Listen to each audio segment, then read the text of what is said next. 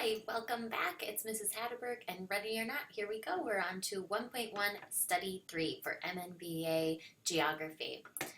All right, the words we write with. You've seen some of what geography brings us, like maps and images, but there's a lot more to geography than technology. If you break down the word geography, you'll see more precisely what this subject involves.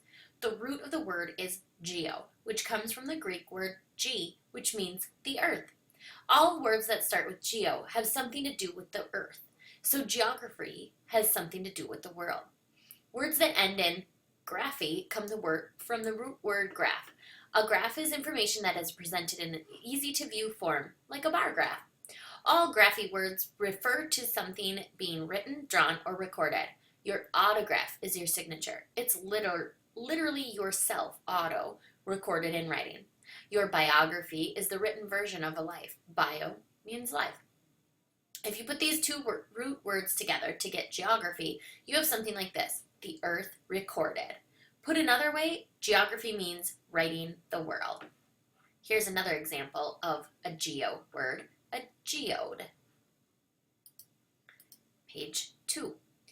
Now this is going to be an important page that isn't going to transmit over this program I'm using here. As you go through and click on each one of these, the lady on the computer will read to you, not me, the computer program. So I encourage you to log into page 2 out of 9 on this study 3, because this is going to be the highlight. This is what we're coming back to, these 5 themes for the next entire course. We are going to look closely at this once we get to Unit 1.4, the 5 themes, but I would get a sneak peek at this now. This is going to be important for your quiz coming up. Geographers have divided the world into different ways to make it easier to digest all this information. One of the methods is a framework of themes that can be used to organize and present material related to geographic knowledge. The 5 themes are location, place, region, movement, and human environmental interaction. These 5, memorize them and ingrain them in your brain now. We're going to use them all semester. Page 3. Knowing the 5 themes. So after you've done that and you've studied that, this little test is going to be much easier. The 5 themes are the basics for studying geography. They are essential to learning how to study the many aspects of the world. Blank deals with how people, goods, and ideas change location over time. That's going to be movement. Movement because they change location over time. All right, blank deals with defining areas that have similarities and unity. Region deals with places that have similarity and unity. Blank deals with characteristics of a certain location. Place. Place is going to define a certain location. Blank deals with where something is. Location. Location deals with where something exactly specifically is.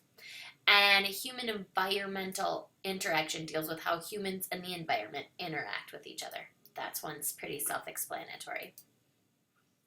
At the Geographers Convention, you've learned that geography is taught using the 5 themes, but what is it that geographers actually do? How do people actually study movement? Imagine you were visiting a meeting of the American Geographical Society and you wanted to figure out what all these people did. This one there is no speaking, so I'll be able to click through it for you. This is the geography room, isn't it? Could you please tell me what you are working on right now? The Earth's underneath the Earth. This man says fossils and ancient life forms. Long-term weather patterns. I studied glaciers, ice baby, and oceans and their movement. This is the cultural studies room, isn't it? Could you please tell me what you're working on right now? I study cities. I study organizations and societies. I live with people and observe their daily lives. I count people. There are 6 people in this room. I study change over time. I'm so confused. Why are these different people at the geography meeting? Here's the geography convention, the geography room, and the cultural studies room. There are many subfields in geography. Let's figure out what they are and what they are called. Page 5. The 5 subfields of geography. The 5 themes of geography help divide geography's vast subject matter, but they do not represent the only organizational method. A different but related approach is to think that geography is a field that includes more specific subfields. Each subfield focuses on a different topic or approach. There are 5 major subfields of geography. This one has no audio, so I will click through this. Geography in general is the study of the earth, all its people, and their interactions. You are going to need to know these definitions, so you might want to record them now, or come back to page 5 out of 9 to check back on this on your own. Physical geography. Physical geography, also known as earth science, focuses on the physical features of the earth, such as the climate, terrain, patterns of the planet, and animal life. It includes fields like geology and oceanography. You will take physical geography, otherwise known as earth science, here at MNBA. Human geography. Human geography is the study of patterns and processes that shape the way people interact with various environments, including social ones. Human geography includes such fields as politics, economics, and cultural studies. You'll also take economics as a required course for graduation. And then politics, we could also call that as government. Environmental geography. Environmental geography bridges physical and human geography. It studies the interactions between physical features on the earth and human activities. This includes a consideration of how humans conceptualize the environment and understand their place within it. We'll be talking about this a lot this semester. Regional geography. It is largely a descriptive field that focuses on studying the physical and human features of different regions in the world. The main purpose of this subfield is to define unique characteristics of particular regions, as well as to show similarities across regions. And cartography. Cartography, also known as map making, focuses on representing the Earth's surface and the human populations that occur there. Cartography is widely recognized as the origin of the field of geography, and mapmaking is the oldest of many activities that make up geography today.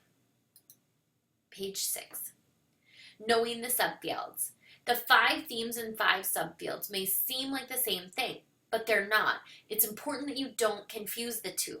A good way to remember the difference is to think of the subfields as studying aspects of the various themes. For example, a human geographer might use location, place, and movement to study how humans in a certain area interact with one another. If that geographer wanted to learn more about how humans from 2 different parts of the world interacted, he or she would use the theme of regions to gain some insight into both the similar and distinct characteristics. So you have geographers that do different work and use different fields of geography, and then you have the 5 themes, which are strands and threads and ways of looking at specific information that is consistent throughout all geography. Page 7. The big wide world. In the physical geography subfield, geographers study the physical world. It is a pretty broad field of study. The parts of the world that the study can be wide-ranging. You need different tools to examine an ocean than you would a mountaintop. As a result, physical geographers end up specializing in specific parts of the earth. You can use etymology, we'll click on this word, and see that that's the study of the origin of a word. You can use etymology to help you figure out the meaning of the most geographic terms and concepts. You already know that geo and graphy. Another significant word root is ology. You probably already know that biology is the study of life.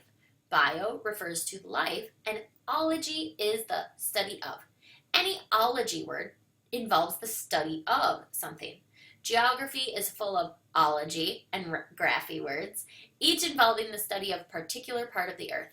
There's geology, oceanography, climatology, meteorology, and paleontology, among others. Throughout the course, you'll learn about these different and many other areas of study within the broad field of geography. Page 8. And the people who are in it. Humans occupy this physical world in nearly every corner of of it. Their presence is too significant for geographers to ignore. And this is why cultural geography includes many other graphies and ologies that study on human behavior. This does have audio, so it's not going to transmit. You probably should log in and look through this themselves. I will basically go through and just read the title. So the human side of geography includes sociology. Oops, and the first one is anthropology. So you have anthropology, sociology, demography, and urban geography. We'll talk a little bit about urban geography and demography throughout this course, but you can too, if you're interested, take a course on anthropology and take a course specifically on sociology, which are both pretty fun and highly recommended electives. All right, page 9, geographers all around. As you can see, geographers are very involved in many different areas of study. There are dozens of subfields and hundreds of specializations within each major subfield of geography. Here is your review of the knowledge that some geographers do in the activity below. All right, that brings us to the end of 1.1 Study 3. You are now ready for the 1.1 quiz. Make sure you review the information, review vocabulary words, and maybe even complete those Unit 1 study guides in the 1.1 study guides before you take this quiz. Remember, once you click begin the 1.1 quiz, you will not be able to re-enter the quiz. You will have 30 minutes to take your quiz. All right, please K-mail me with any questions or catch me on Skype. See you later.